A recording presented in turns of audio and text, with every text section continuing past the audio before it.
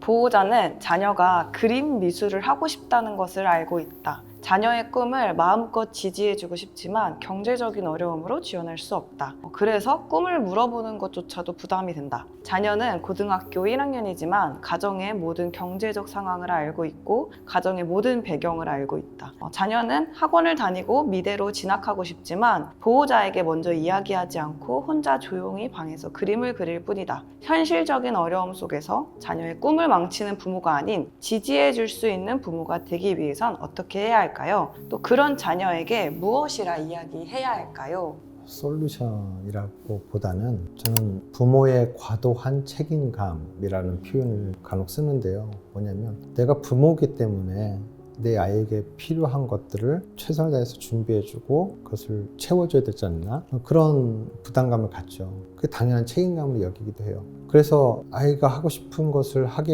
해주기 위해서 좀 더 성공이라고 할 수 있는, 아이들이 그래도 좀 잘 살게 하기 위해서 부모가 이만큼 애써야 돼, 노력해야 돼, 이만큼 준비해야 돼, 그래서 나는 열심히 일을 해야 돼. 그러면서 사실 포기하는 게 아이들과 같이 보낸 시간을 포기하는 거잖아요. 어쩌면은 아이들이 어릴수록 부모와의 어떤 그런 의존도가, 부모에 대한 의존도가 되게 높잖아요. 다르게 얘기하면 부모가 옆에 있어주길 원하는 마음이 가장 큰 때라고 하는 것이죠.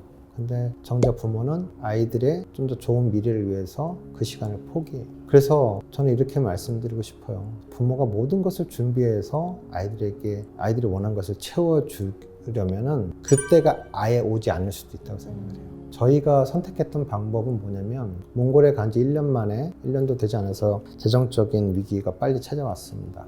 그래서 아이들에게 솔직히 얘기를 했어요. 우리의 재정 상황이 지금 이렇게 돼서 또 재정의 우선순위에 대해서 우리가 여기서 어쨌든 이 추운 나라에서 집세를 먼저 먹고 살아야 되니까 쌀을 사야 되겠고 너희들 학교 보낼 돈이 없다, 미안하다, 1년만 집에서 공부하면서 준비하자, 이런 얘기를 솔직히 얘기를 했어요. 저희들 처한 상황들을. 그래서 이제 홈스쿨을 시작하게 됐지만 그 안에 뭔가 과도한 책임감이 작동을 했습니다. 그래서 아이들의 미래와 기회를 망치지 않게 하기 위해서 아이들이 학교를 다니지 않는 것 때문에 혹 무지한 아이가 되지 않게 하기 위해서 뭔가 공부할 거를 계속해서 준비해서 주는 그런 책임감을 다 했죠. 근데 그게 결국은 저와 저의 아이들을 고통스럽게 만든 이유가 됐거든요. 그래서 사실은 어떤 이런 상황들에서 지금 처한 현실에 대해서 아이들과 솔직하게 공유하고, 이런 상황에서 부모가 해야 될 것과 너희들이 해야 될 것들이 무엇인가, 아이들이 해야 될 것이 무엇인지 함께 대화를 통해서 이야기하고 해법을 찾아가는 것이 참 중요하다고 생각이 돼요. 제가 그리고 홈스쿨 하면서 뭔가 이 과도한 책임감이라는 것이 작동해서 할 동안에는 저의 약점,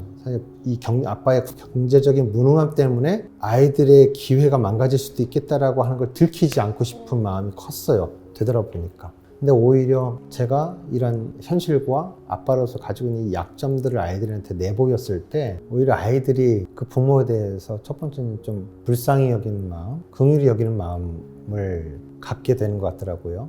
아빠가 힘들었구나, 지금도 힘들겠구나, 이렇게 이해해 주더라고요. 며칠 전까지만 해도 자기를 그렇게 혼내고 상처 주는 아빠였지만 아빠에게도 저런 결함이 있었구나, 그걸 이해하게 되면은 아이들이 아빠를 위로하고 뭔가 도움이 되기를 원하는 마음을 갖게 되는 것 같아요. 우리가 그럼에도 불구하고 지금 주어진 상황에서 너희들이 하고 싶은 일을 위해서 너희들이 할 수 있는 일이 무엇일까? 돈은 엄마 아빠가 이렇게 돈으로 모든 걸 다 채워줄 수는 없지만 네가 그것을 포기하지 않고 했으면 좋겠어 라는 말이 아이들이 포기하지 않도록 해주지 않을까 싶어요. 아까 그 사례에 나온 말처럼 아이들이 너무 일찍 철이 드는 거죠. 부모가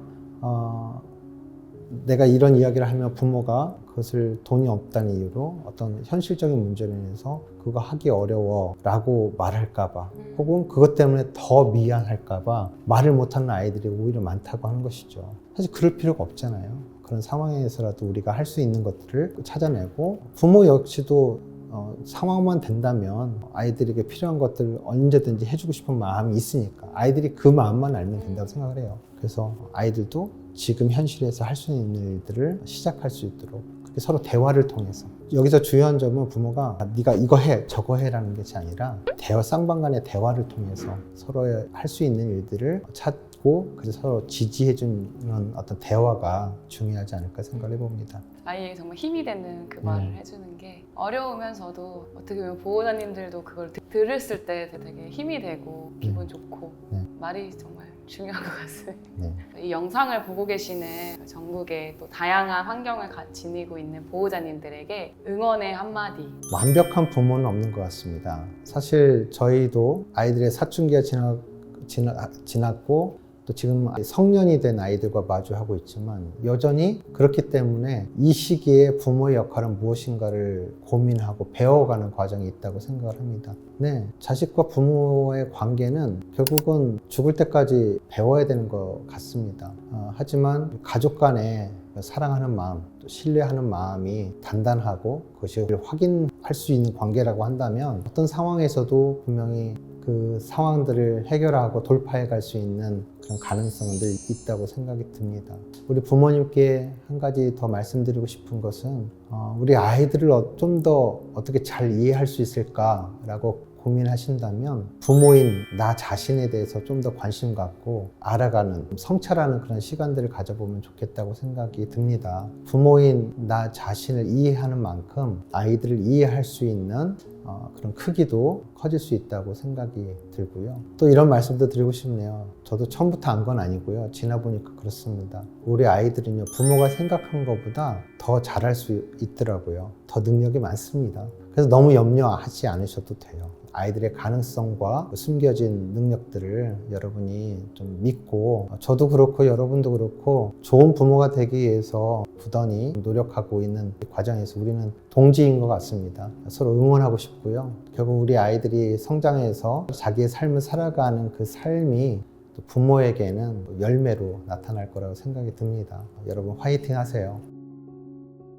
저희가 몽골에 가기 전에 저 아이들이 더 어렸을 때에 월드비전을 통해서 아프리카의 한 아이를 결혼해서 후원했던 일이 있습니다. 저희가 몽골에 가서도 계속 그 후원이 이어져서 그 아이가 결국은 만 18살 졸업하는 나이가 될 때까지 저희가 결혼을 이어왔고 후원을 마쳤었는데요. 이렇게 월드비전을 통해서 또 이렇게 부모님들과 만날 수 있는 기회가 생겨서 참 뜻깊은 것 같습니다.